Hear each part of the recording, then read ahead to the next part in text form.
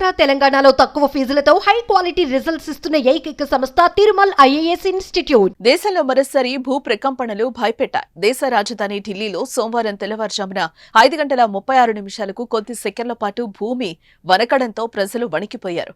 భయంతో రోడ్లపైకి పరుగులు తీశారు. ఢిల్లీతో పాటు నోయిడా, గుర్గాం ప్రాంతాల్లో భూమి ప్రకంపనలు చోటు చేసుకున్నాయి. ఇంట్లో వస్తువులు కదిలాయి. ఫ్యాన్లు, మంచాలు కాసేపు షేక్ అవ్వడంతో అంతా షాక్ అయ్యారు. అపార్ట్మెంట్లు, విద్యుత్ స్తంభాలు ఊగాయి.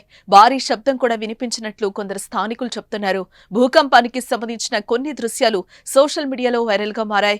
రిక్టర్ స్కేలుపై ఈ భూకంపం తీవ్రత 4.0గా నమోదైంది. భూకంప కేంద్రం లోతు కేవలం 5 కిలోమీటర్లు మాత్రమేనని national centre for seismology X వేదికగా వెల్లడించింది.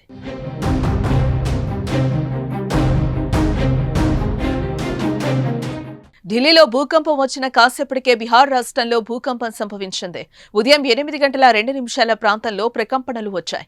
రిక్టర్ స్కేలుపై దీని తీవ్రత 4.0గా నమోదైనట్లు అధికారులు వెల్లడించారు. సివాన్లో 10 కిలోమీటర్ల లోతున భూకంప కేంద్రం ఉన్నట్లు తెలిపారు. ఢిల్లీలో భూకంపంపై ప్రధాని మోదీ కూడా స్పందించారు.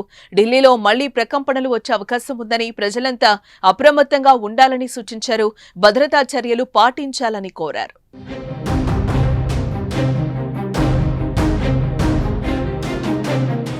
భూకంపం కారణంగా ఎటువంటి ప్రాణ ఆస్తి నష్టం కలగకపోవడంతో ప్రజలు, అధికారులు ఊపిరి పీల్చుకున్నారు. కానీ వరుస భూకంపాలు ప్రజలను భయపెడుతున్నాయి.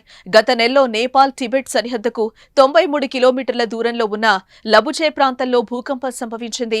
దీని ఎఫెక్ట్ భారత్లోని ఉత్తరాది రాష్ట్రాలపై కూడా కనిపించింది. ఢిల్లీ, ఎన్సీఆర్, పశ్చిమ బెంగాల్, బీహార్ సహా పలు ప్రాంతాల్లో భూమి కంపించింది. మళ్లీ నెల వ్యవధిలోనే మరో భూకంపం రావడంతో ఆందోళన గురిచేస్తోంది.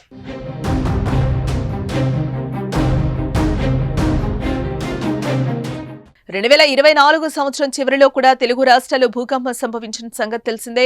ములుగు, కరీంనగర్, భద్రాద్రి, కొత్తగూడెం, ఖమ్మం, హన్మకొండ, వరంగల్, విజయవాడ, నందిగామ సహా చాలా ప్రాంతాల్లో భూమి కంపించింది. కొన్ని చోట్ల ప్రకంపనలు ఎక్కువగా ఉండగా కొన్ని చోట్ల స్వల్పంగా ఉన్నాయి. తర్వాత కొన్ని రోజుల వ్యవధిలోనే ప్రకాశం జిల్లాలో పలుమార్లు భూమి కంపించింది.